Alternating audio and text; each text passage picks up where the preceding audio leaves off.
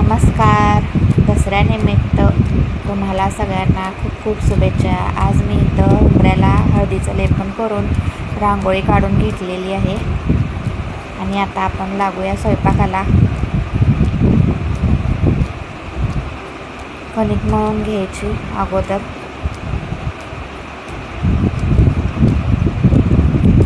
कणकीला जास्त मर्दावं लागतं आणि डाळ शिजेपर्यंत आपण तोपर्यंत कणिक मळून घेऊया. आता मसाल्याची तयारी. मला डाळ शिजवायचा व्हिडिओ टाकता आला नाही, काय हरकत नाही, नेक्स्ट व्हिडिओमध्ये आपण टाकूया. आता आमटीची तयारी चाललेली आहे. आमटीला फोडणी टाकत आहे. आता आमटी करायची. गावाकडे तिला शेक बोललं जातं.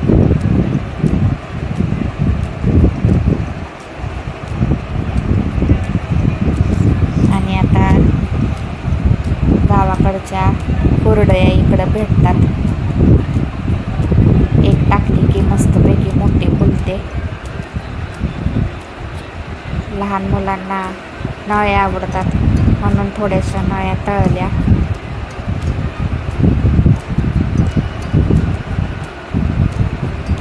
आता आपण डाळ शिजवून घेतली होती. आता डाळीला गूळ घालून थोडंसं नमक घालून चांगली परतून घेऊया. मस्त त्यातलं गुळाचं पाणी आटलं म्हणजे आपल्याला पुरण करता येईल. हे बघा, आता तांब्यानं असं मी वाटून घेतले पुरण.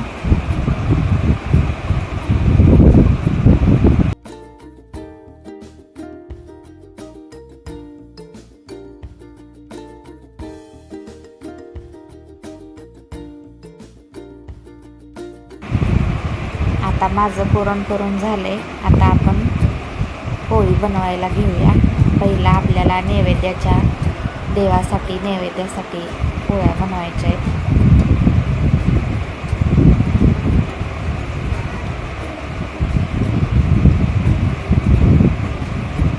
छोट्या छोट्या 2 पोळ्या बनवल्यात. बघू शकताय तुम्ही, छान फुगल्यात. पोळी करण्याचं सुख म्हणजे पोळी फुगली की समजायचं आपली पोळी आपल्याला जमलेली आहे.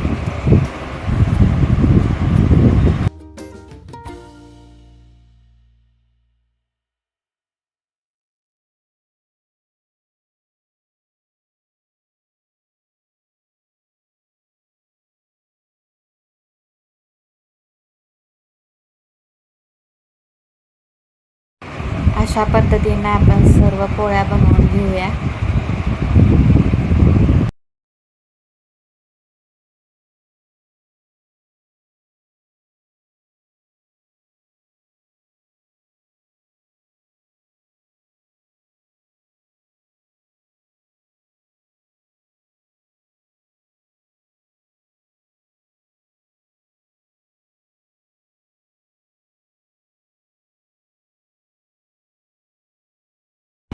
चला पुन्हा एकदा भेटूया नवीन व्हिडिओमध्ये.